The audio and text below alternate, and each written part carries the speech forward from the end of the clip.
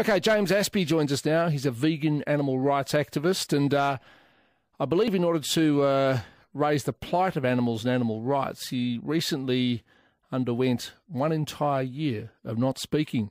He joins us now. Mr. Aspey, good afternoon. Good afternoon. Thanks for having me on. So, what is it like talking again? Man, I have missed it. It has been tough. I started talking again this morning for the first time, and I keep forgetting that I'm allowed to talk. I've been so used to stopping myself when I have that urge, and it just feels so good, man. It's such a gift to be able to just speak and express yourself if you don't realise until you lose it. Now, well, you didn't exactly lose it. I mean, you chose to stop talking. What exactly were you trying to highlight by doing this? I was trying to highlight that, animals... I did it initially because I thought animals were voiceless. So I thought, animals are voiceless, I'll go voiceless. But the more, I thought about what I was doing and deeper I went into my campaign, I realised, well, they're not actually voiceless. Like, they have a voice. They cry in pain. They scream in terror. And the thing is, we just don't listen to their voice. They're telling us they're suffering, and we just don't take any notice of it because they're a different species than us. And but are you talking about animals that we eat, for example, chickens, cows, that sort of thing? Mate, all of the ones that are being exploited. So they are definitely the majority, the cows, chickens, pigs, fish, because they're the biggest cruelty happening, like the most vast abuse is happening to the animals we eat, because that's just the volume, sheer volume. But, it doesn't stop there. It's all animals being exploited, mate, but that's obviously the biggest part, and that's where I talk most about.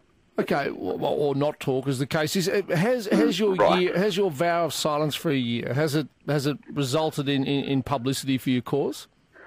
Well, I wrote a blog the entire way around. I travelled around Australia while I took the vow of silence, and I wrote a blog about my experience and the people I met, the places I went to, the things I was learning.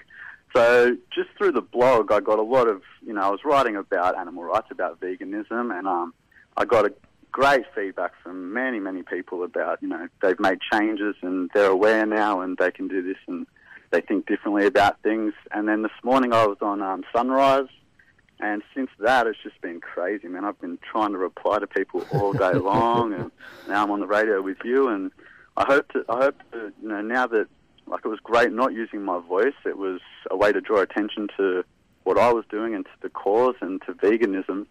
And from here, now that I was pretty new to it when I actually started the campaign, but this year I've really worked hard on gaining knowledge, and now I can use my voice in a positive way. Has your voice changed at all in terms of its tone or its pitch? Does it sound different to you, to what you remember? It is different, man. It's different. I used to talk very much from my chest. It was very deep, and I can tell that it comes from a higher place up the track now. It comes more from the very top of my throat.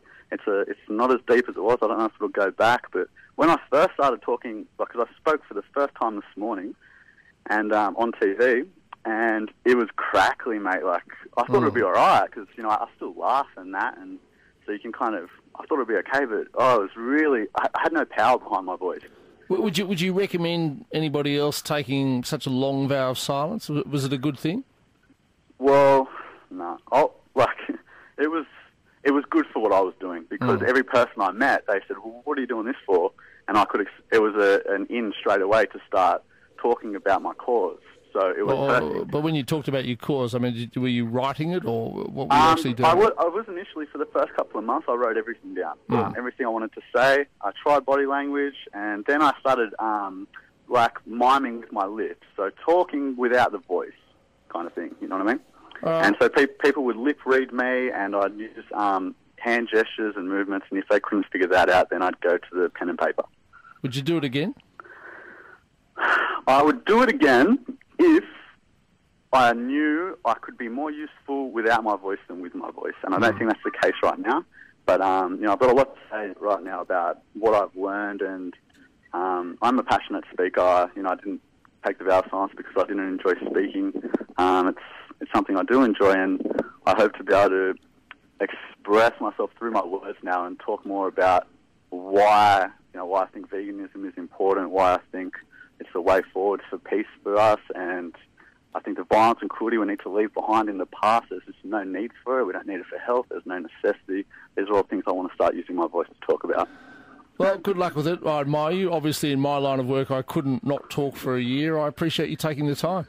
I wouldn't recommend it to you, definitely not. But yeah, thanks very much for having me on, mate. James Aspey there. If you want to learn more about him, you can go to his website, voiceless365.com.